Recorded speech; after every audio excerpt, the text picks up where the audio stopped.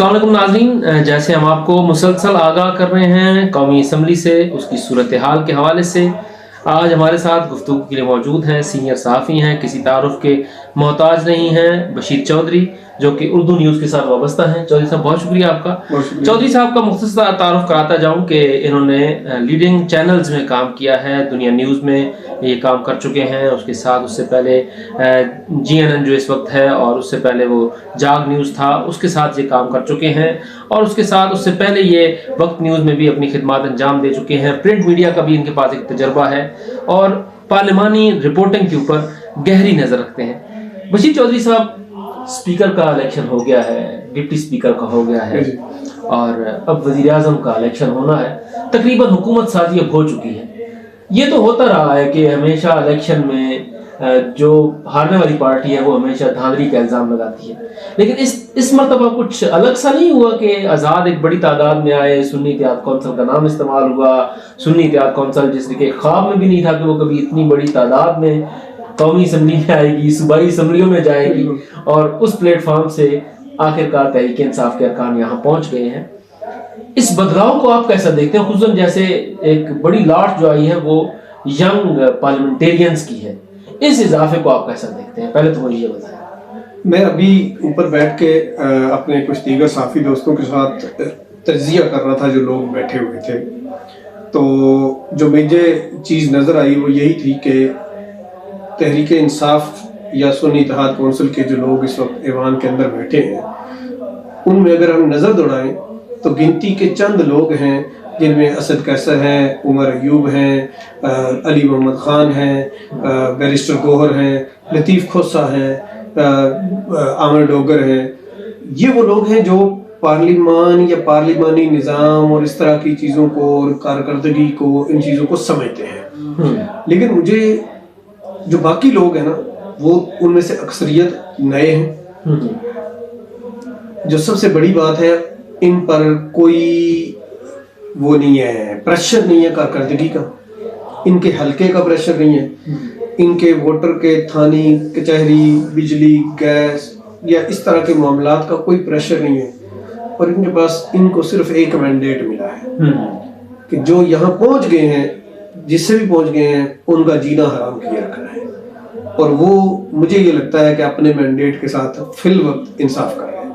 आप उससे इख्तलाफ कर सकते हैं उनके तर्ज अमल से या उनके तरीक़ाकार से, लेकिन जो उनकी जमात के लोग, वर्कर, उनसे जो चाहते हैं वो कर रहे हैं। लेकिन अब ज़ाहिर सी बात है कि वो ठीक है तहफ़्फ़ुज़ात के साथ आए हैं, लेकिन उन्होंने बहरहाल इन नताइज को तस्लीम कर लिया, क्योंकि उन्होंने हल्फ उठा लिया है। स्पीकर के इलेक्शन में उन्होंने हिस्सा ले लिया, डिप्टी स्पीकर के इलेक्शन में उन्होंने हिस्सा ले लिया, और अब वज़ीर आज़म के इलेक्शन में भी वो हिस्सा ले रहे हैं। तो इस लिहाज से तो उन्होंने इस असम्बली को तस्लीम कर लिया। ऐसा तो नहीं है कि उन्होंने इस असम्बली का बायकाट किया हो, इस असम्बली से बाहर रहे हो। क्या ये ऐसा तो नहीं है कि इन्होंने ये माजी करीब से सबक सीख लिया कि पहले जैसे हम बाहर गए और उन्होंने अपनी लेजिस्लेशन की, अपनी मर्जी के कानून बनाए और अपने आप को रिलीफ दिया, जैसे ये कहते थे कि ये जब आएंगे तो केस खत्म करेंगे? क्या ये सोच के ये आए हैं या कोई नई चीज सोच के PTI के अरकान इस वक्त पार्लियामेंट में आए हैं? नहीं, एक तो ये कि यकीनन वो यही सोच के आए हैं कि, और अपनी गलती का उनको इतराक हुआ है। देखें, अभी ये 90 लोग हैं। 2 साल पहले जब ये यहाँ से रिजाइन करके गए थे, ये 125 लोग थे। बिल्कुल ठीक है। अब 90 लोग 2 दिन हो गए, हुकूमत का कोई एक बंदा खड़े होकर तकरीर नहीं कर सका, जिसमें कि उसकी आपको आवाज आई, मुझे आवाज आई, नहीं आई, क्योंकि वो बात करने ही नहीं दे रहे। वजीर आजम का उम्मीदवार ऐवान में बैठ नहीं सकता। जो सबसे बड़ी जमात अपने आप को क्लेम कर रही है, मुल्क का 3 मरतबा का वजीर आजम इस ऐवान में बैठ नहीं पा रहा, वो छुप के वोट डालने आए, 2 दफा आए हैं। ऐसी सूरत में आप ये सोचते हैं ना कि वो 125 क्या करते जो 90 कर रहे हैं। गालिबन जो ये जो 90 हैं, इनमें से कई एक नए हैं। इसमें जो है ना, एक चीज़ जो बड़ी अहम है वो ये है कि हुकूमती इत्तेहाद में एक वाज़ेह तकसीम हमें नज़र आ रही है। वो वोट तो एक दूसरे को दे रहे हैं जी, वो एक दूसरे के साथ कोऑपरेशन भी कर रहे हैं, लेकिन आप ये देखें कि जब आसिफ जरदारी का नाम लिया जाता है खामोशी होती है, جب بلاول بھٹو زرداری کا نام لیا جاتا ہے خاموشی ہوتی ہے، جب خالد مقبول صدیقی کا نام لیا جاتا ہے خاموشی ہوتی ہے، لیکن جب نواز شریف کا نام لیا جاتا ہے تو دوسری طرف سے چور چور کے نعرے لگ جاتے ہیں، جب شہباز شریف کا نام لیا جاتا ہے تو چور چور کے نعرے لگ جاتے ہیں۔ تو اس کا مطلب تو یہ بھی ہوا کہ کہیں نہ کہیں کوئی انڈرسٹینڈنگ تو ہے کہ آپ نے ہمیں کچھ نہیں کہنا، تو جب ہمیں آپ کچھ نہیں کہیں گے ہم بھی آپ کو جواب میں نہیں کہیں گے، تو رگڑا جو ہے نا اس وقت جو لگ رہا ہے یا جو نکل رہا ہے وہ نون لیگ کا نکل رہا ہے۔ اچھا، یہاں پہ جو ایک دلچسپ صورتحال بنی ہے، خصوصاً آج جو ہم نے دیکھا ہے، آپ اور ہم اکٹھے بیٹھے تھے اور جس وقت میاں نواز شریف آئے ہیں ووٹ پول کرنے، اور جیسے ہی وہ ووٹ پول کرنے آئے دوسری طرف عمر ایوب کو مائک دے دیا گیا،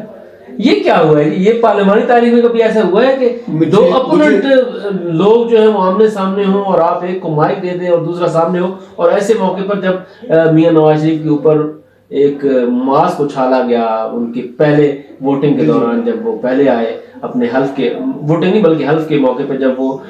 رول آف ممبر پہ سگنیچر کے لیے آئے، تو تب جو ہوا تھا،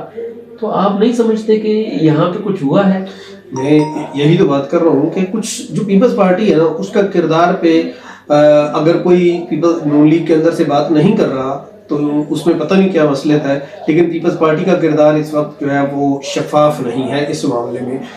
اب یہ دیکھیے کہ پہلی بات یہ کہ جو آؤٹ گوئنگ اسپیکر ہوتا ہے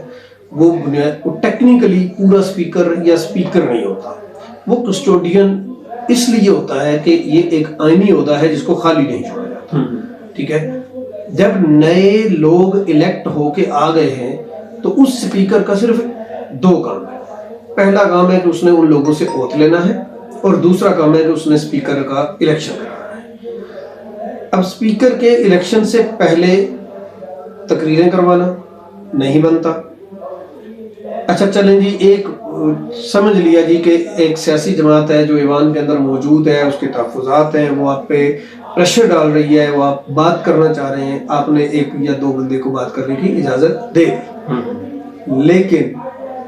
جب پولنگ شروع ہو جائے، پارلیمانی تاریخ میں کوئی واقعہ نہیں ملتا کہ پولنگ شروع ہو جانے کے بعد کسی نے فلور پہ کوئی تقریر کی ہو یا کوئی تقریر کروائی ہو، اور پھر تقریر بھی ایک ایسے وقت میں کہ جب نواز شریف ووٹ ڈالنے آ رہے ہیں، نواز شریف پہ ان کو اپوزیشن کو تحفظات ہیں، وہ ان کے خلاف بات کر رہے ہیں، وہ ان کے خلاف تقریر کر رہے ہیں، اس وقت آپ عمر ایوب جو کہ اس وقت ظاہر قائد حزب اختلاف ہے، ان کو جو ہے وہ آپ مائک دے دیں، ڈائٹس دے دیں اور وہ تقریر کریں، تو اس کا مطلب تو یہ ہے کہ آپ نے اسپیکر کھول دیا اور جو ان کے ساتھ بیٹھے لوگ ہیں ان سے ان کو یہ موقع دے دیا کہ وہ اسپیکر کے اندر اپنا بولیں تاکہ آواز ہر طرف جائے، کیمروں میں جائے، ریکارڈ کا حصہ بن جائے اور گونجے۔ یقیناً یہ مجھے اس میں جو ہے نا وہ کوئی مجھے بو آ رہی ہے، حقیقت کیا ہے یہ کچھ دنوں بعد شاید سامنے آ جائے۔ اچھا بشیر چوہدری صاحب، چلیں یہاں پہ بات ہم دوسری طرف لے کے جاتے ہیں، وہ یہ بتائیں کہ پہلے تو تحریک انصاف نے غلطی کی تھی ایوان کو چھوڑ کے، اچھا آج وہ اپنی غلطی کا ازالہ کر رہے ہیں جس بھی طریقے سے کر رہے ہیں، آپ سمجھتے ہیں کہ نون لیگ جو ہے وہ اب اپنی سیاسی غلطی کر رہی ہے اور اس کا خمیازہ اسے بھگتنا پڑے گا؟ جی دیکھیے، نون لیگ غلطی کر رہی ہے یا نہیں کر رہی وہ تو بات کی بات ہے، نون لیگ کے پاس اور کوئی آپشن ہی نہیں ہے۔ اب اگر نون لیگ حکومت نہیں بنائے تھی، پیپلز پارٹی کو بھی حکومت بنانے کی پوزیشن میں نہیں ہے، اور نون لیگ اکیلی بھی حکومت بنانے کی پوزیشن میں نہیں ہے، اور جو سنی اتحاد کونسل یا تحریک انصاف ہے وہ بھی حکومت بنانے کی پوزیشن میں نہیں ہے، تو کسی دو نے تو ملنا ہے۔ جب ان دونوں نے ملنا ہے اور جو تحریک انصاف ہے وہ اعلان کر چکی ہے کہ اس نے کسی سے نہیں ملنا، کسی سے بات نہیں کرنی، تو ایسی صورت میں کیا آپشن ہے؟ اور پھر جب پریشر ہو کہ جناب تو سیٹاں دوائیاں نے حکومت اسی کرنی ہے، تو پھر وہ ان کے پاس کوئی آپشن نہیں ہے، یا پھر پنجاب کی حکومت بھی جائے گی، تو اب مجبوری میں جیسے تیسے کر کے حکومت تو نون لیگ کو کرنی ہے، سیاسی غلطی بھی ان کی وہ کر رہے ہیں، یقیناً کر رہے ہیں، لیکن ان کے پاس دوسرا آپشن کو نہیں ہے۔ اور میں ایک اور بات صرف ریکارڈ کے لیے کر دوں کہ 3 بڑی سیاسی جماعتیں ہیں اس وقت ملک میں، مینڈیٹ ملا ہے یا مینڈیٹ تقسیم ہوا ہے، اس کے باوجود صوبہ پنجاب نون لیگ کے پاس ہے، کے پی کے پی ٹی آئی کے پاس ہے، سندھ پیپلز پارٹی کے پاس ہے اور بلوچستان سب کے پاس ہے۔ اس کے بعد ساری جب تینوں بڑی سیاسی جماعتوں نے اینٹی اسٹیبلشمنٹ کا کارڈ اب تک اپنا استعمال کر چکے ہیں، مظلومیت کا کارڈ اپنا استعمال کر چکے ہیں، انقلابی سیاست اپنی بھگت چکے ہیں۔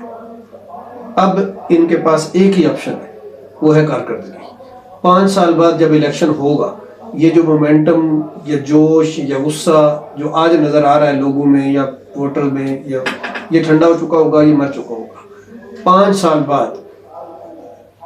لوگ کارکردگی پوچھیں گے۔ اگر الیکشن 5 سال بعد ہوا، جس جماعت نے جس صوبے میں ڈیلیور کیا ہوگا وہ وفاق میں اکثریت لے کے آ جائے گی، چاہے وہ کوئی بھی ہو۔ اس لیے یہ تقریریں غصہ جو مرضی کرتے رہیں، کارکردگی دکھانا ہوگا۔ بہت شکریہ۔ ہمارے ساتھ بشیر چودھری موجود تھے۔ جس طرح سے وہ یہ کہہ رہے تھے کہ کارکردگی اب دکھانا ہوگی، اب دیکھتے ہیں کہ یہ کارکردگی کتنی دکھائی جاتی ہے، اور ایک منتشر مینڈیٹ ہے۔ میں وہیں سے بات شروع کروں گا۔ نمود مسلم ہمارے ساتھ اس وقت اب موجود ہیں بشیر چودھری صاحب کے بعد۔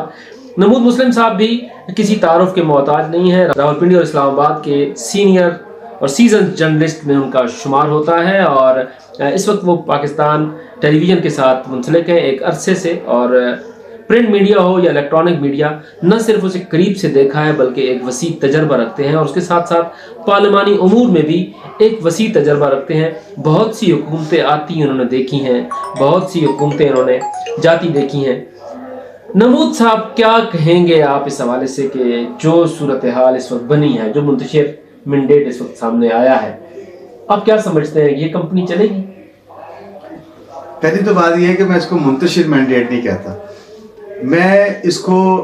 تقسیم شدہ مینڈیٹ کہوں گا۔ جیسا بھی ہے، تقسیم ہونے کے بعد سارے کے سارے سے ایوان میں بیٹھے ہیں، بالکل ہمارے پیچھے ابھی بھی بحث ہو رہی ہے۔ ابھی ایم کے والے بولے ہیں، پی ٹی آئی والے بولے تھے، اور سارے بول رہے ہیں، محمود خان چکزئی بولے۔ تو یہ منقسم جو مینڈیٹ ہے، اگر میں اس کو دوسرے لفظ میں کہہ دوں، تو اس منقسم مینڈیٹ کا جو فائدہ ہے وہ صرف اور صرف میں یہ سمجھتا ہوں کہ وہ عوام کو ہوتا ہے آخر میں جا کے، کیونکہ جب آپ ایک ایسے صورتحال میں ہو کہ آپ کے پاس حکومت کرنے کے لیے پورے لوگ نہیں ہیں، آپ کو اتحادی چاہیے اور آپ کو بنا کے رکھنی ہے، کیونکہ ہم نے دیکھا ہے اس سے پچھلی اسمبلی میں کہ جب آپ نے اپنے اتحادیوں سے ملنا بند کر دیا تھا، ایون کہ اپنے ایم این اے سے ملنا بند کر دیا تھا، تو آپ کو عدم اعتماد کی تحریک جب آئی تھی تو آپ اس کو روک نہیں سکے۔ آپ جو مرضی بات کر لیں کہ اس میں فلاں انوالو تھا، فلاں تھا، دیکھیں آپ کے دوست جو ہوتے ہیں نا، وہ آپ کو مشکل وقت میں چھوڑتے نہیں ہیں، چاہے جتنا مرضی کچھ کر لیں، کوئی نہ کوئی وجہ ہوتی ہے کہ وہ چھوڑ کے جاتا ہے۔ اور پاکستان کی تاریخ میں پہلا وزیر اعظم تھا کہ جس کو اس ایوان سے عدم اعتماد کے ذریعے نکالا گیا۔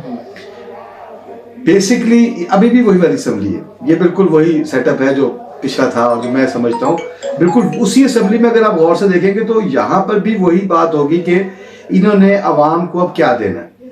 عوام کو کیسے دینا ہے۔ نون لیگ کے پاس حکومت ہے، پیپلز پارٹی سپورٹ کر رہی ہے، ایم کے ایم اپنا حق مانگ رہی ہے، ٹھیک ہے، اپوزیشن اپنی بات کر رہی ہے، اس نے ظاہر ہے اس نے بھی دینا ہے عوام کو، بتانا ہے کہ ہم نے عوام میں کیا کیا، ہم نے عوام میں کون سے بل میں کتنا رکھنا ڈالا، ہم نے ان کو کیسے روکنے کی کوشش کی، جب قرارداد پیش ہو رہی تھی تو ہمارے کتنے لوگ کھڑے ہو کے بولتے رہے، آج ہم نے کارروائی کو کتنی دیر تک چلنے نہیں دیا۔ یہ ان کی کارکردگی ہوگی جو اب تک نظر آ رہا ہے، کیونکہ دیکھیں پہلے دن کی کارروائی سے اندازہ ہو گیا کہ کیا صورتحال ہے۔ لیکن بنیادی طور پہ اگر پارلیمانی روایات کو دیکھا جائے تو پارلیمانی روایات تو یہی رہی ہیں ہمارے یہاں کہ پارلیمانی جو امور ہیں ان کو چلنے دیا جاتا ہے، اور اس کے درمیانی وقفے میں اپنا احتجاج ریکارڈ کروایا جاتا ہے، اور کبھی بھی، اور ابھی تک تو ابھی بھی ایسے ہی ہو رہا ہے۔ اگر آپ دیکھ لیں کہ وہ انہوں نے بالکل دھمکی لگائی ہے، عوام نہیں چلنے دیں گے، یہی بات پیپلز پارٹی کہتی تھی، یہی بات نون لیگ کہتی تھی، اس سے پہلے یہی بات پیپلز پارٹی کاف لیگ کے زمانے میں کہتی تھی، ہمیں یاد ہے یہاں پہ بیٹھ کر، اور یہی بات پیپلز پارٹی کے زمانے میں یہ مسلم لیگ نون نے کہی تھی کہ ہمیں ایوان نہیں چلنے دیں گے۔ تو ایوان چلتا ہے، ان کو بھی پتا ہے کہ ایک ایم این اے جب جیت کے آیا ہے، نوٹیفائی ہوا ہے اور اس نے یہاں پہ حلف لیا ہے، تو اس کی ایک آئینی ذمہ داری ہے، اس نے وہ آئینی ذمہ داری پوری کرنی ہے۔ درمیان میں وہ جو مرضی کرے، اس کے بعد جو جسے کہیں گریس پیریڈ جو اس کے پاس موجود ہے وہ مرضی کرے، لیکن اس نے اپنی آئینی ذمہ داری پوری کرنی ہے، اس میں ووٹنگ میں حصہ لینا ہے، ہاں کرے یا نہ کرے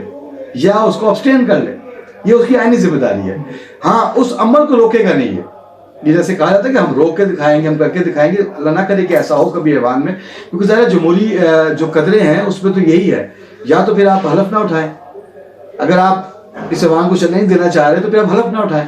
آپ نے اب حلف اٹھا لیا ہے کہ آپ پابند رہیں گے تو پھر. لیکن میں نے یہ بات پہلے بشیر چودھری سے بھی کی کہ انہوں نے حلف اٹھا لیا، انہوں نے اسپیکر کے الیکشن میں حصہ لے لیا، ڈپٹی اسپیکر کے الیکشن میں حصہ لے لیا، اور اب وہ وزیر اعظم کے الیکشن میں بھی حصہ لیں گے. وہ پروسیس کا حصہ تو بن گئے ہیں، بائیکاٹ تو انہوں نے کیا نہیں. یہ تو میرے خیال سے انہوں نے اپنی غلطی کا ازالہ کیا ہے جو 125 ارکان کے استعفے وہ دے کے اور چلے گئے اور ایوان حوالے کر کے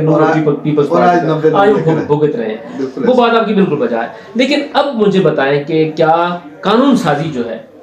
وہ مشکل کام تو ہوگا نا حکومت کے لیے، اتنی آسان تو نہیں ہوگی قانون سازی. سر دیکھیں ایک قانون کی بات ابھی فاروق ستار نے کی، ابھی یہ تقریر ان کی ختم ہوئی اسد اقبال سے.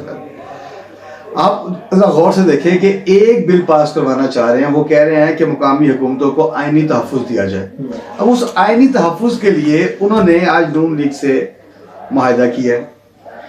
پی ٹی آئی سے ریکویسٹ کر رہے ہیں. اب تقریر میں انہوں نے کہا کہ ہم آپ کے جب اتحادی ہوتے تھے تو ہم مل کے کام کرتے تھے. اب یہ ایک کی بات کر رہا ہوں میں، ابھی تو حکومت کے بل جب آئیں گے تو ماشاءاللہ حکومتی بل تو جس طرح آتے ہیں آپ کو پتا ہے یہاں پہ کیسے ہے. وہ اپنے ایک بل کی بات، وہ حکومت کا حصہ ہے، ان کے پاس میجورٹی موجود ہے. جو وزیر اعظم بنے گا تو میجورٹی سے بنے گا، وزیر اعظم موجود ہے، لیکن ان کو اس کے لیے اب وہ ان پی ٹی آئی کے ارکان جو آج کل سنی اتحاد کونسل کہلاتے ہیں ان کے پاس جا کے وہ ریکویسٹ کر رہے ہیں کہ جناب ہمارے سنی اتحاد کونسل پی ٹی آئی صاحب، ہماری یہ ریکویسٹ ہے کہ آپ مہربانی فرمائیں، ہمارا یہ ایک بل ہے اور یہ عوام کے فائدے کا ہے، ہمیں آئینی تحفظ چاہیے. جو جس کا دل کرتا ہے وہ آ کے مقامی حکومتوں کو توڑ پھوڑ کے پھینک دیتا ہے. اور 6 سال سے یہ بات درست ہے ان کی، 6 سال سے آپ کے کونسلر کام نہیں کر رہے اور آپ کی سڑکیں بنانے کے لیے بھی لیجسلیٹر یعنی کہ قانون ساز اٹھ کے جاتا ہے کسی سڑک کے افتتاح کے لیے. یہ تو دنیا میں کہیں نہیں ہوتا، کہیں نہیں ہوتا جو یہاں پہ ہو رہا ہے. تو یہ بات ان کا بالکل میں کہوں گا کہ بڑا اچھا مطالبہ ہے، لیکن اس کے لیے بالکل منتیں کرنی پڑ رہی ہے. میں یہ کہہ رہا ہوں کہ ایک ایسے قانون پہ جو اگر ہم منشور دیکھیں گے نا پبلک انٹرسٹ ہے، نہیں منشور میں بھی ہے، پی ٹی اے کے بھی منشور میں ہے،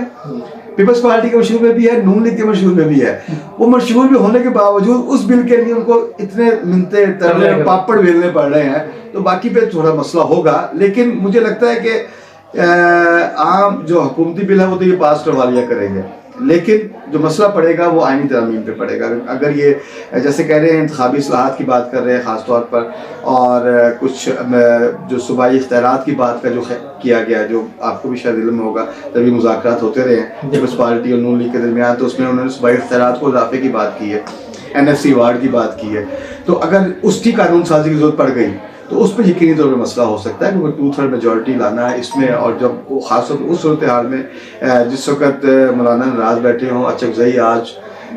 یہاں پہ کھڑے ہوں، اور وہ لوگ جو کل تک اچکزئی کو گالی نکالتے تھے، معذرت کے ساتھ یہ لفظ میں بولنا نہیں چاہ رہا تھا کیونکہ ہم نے دیکھا ہے وہ لوگ جو ان کے گھر والوں خواتین کے بارے میں برے الفاظ استعمال کرتے تھے، آج وہی اٹھ کر ان کے جا کے پیار کر رہے تھے، ان کے ہاتھ چوم رہے تھے.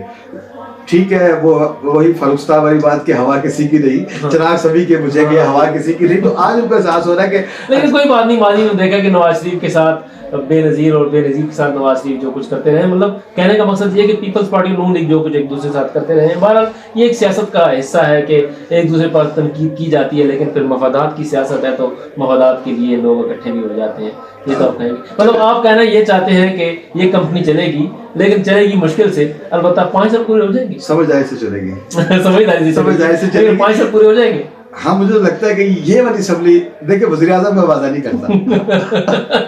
مجھے نہیں لگتا کہ وزیر اعظم یہی ہو یا کیبنٹ یہی ہو، یہ میں نہیں کہہ سکتا. لیکن یہ کمپنی چل رہی ہے 5 سال، کمپنی نہیں پارلیمنٹ کی بات کر رہا ہوں. اگلے انتخابات جو مجھے لگتا ہے وہ 5 سال بعد ہی ہوں گے، اس سے پہلے انتخابات ہی ہونے والے ہیں. اگر یہ خواب دیکھ رہے ہیں نا آپ کہ آپ نے ایک دفعہ پھر جا کے انتخابات کی کوریج کرنی ہے تو بھول جائیں گے. لیکن بھائی 80 آپ بلدیاتی انتخابات کی کوریج کر جائیں گے، 80 ارب روپے بھی تو نہیں ہے، ظاہر ہے. آپ دیکھیں سب سے یہ تو کنفرم ہے یہاں پر انٹرنلی کیا ہوتا ہے، کیونکہ آئین نے آپ کو پورا اختیار دیا ہوا ہے کہ آپ جتنے مرضی وزیر اعظم بدل لیں، جتنی مرضی حکومتیں بدل لیں، لیکن انتخابات کے لیے ٹائم آپ کا 5 سال کے بعد رکھا ہوا ہے. وزیر اعظم کا جو بدلنے کا ٹائم ہے وہ کہیں نہیں ہے. وہ بڑا اچھا ہوا ہے، اگر آپ آئین پڑھنا شروع کریں بڑا مزہ آتا ہے کہ اس کے اندر ادارہ قائم ہے، لوگ آتے جاتے رہیں گے، اور یہی خوبصورتی ہوتی ہے، یہ مضبوطی کی بات ہے کہ ادارہ قائم رہے، ادارے کی مضبوطی رہے، اس پہ لوگ اعتماد کرنا شروع کرے. جب آپ ادارے پہ اعتماد کرتے ہیں پھر وہ ڈلیور کرتا ہے، اس سے پہلے ڈلیور نہیں کرتا تھا. بہت شکریہ. ہمارے ساتھ موجود تھے نبود مسلم، اور جیسے میں ان کا پہلے تعارف کرا چکا ہوں. ناظرین، بالکل جیسے آخری بات انہوں نے کہی کہ ادارے جو ہیں وہ مضبوط ہونے چاہیے، اور پارلیمان سب سے بڑا ادارہ ہے. کاش اس کی بالادستی بھی قائم ہو، لیکن وہ تب ہی قائم ہوگی جب سیاستدان خود سنجیدہ ہوں گے. مزید آپ کو ہم اپڈیٹس اس حوالے سے دیتے رہیں گے. اگر آپ کو ہماری یہ بے لاگ باتیں پسند آئے تو کمنٹس میں جا کے اپنی رائے کا اظہار ضرور کیجیے. اجازت دیجیے. اللہ حافظ.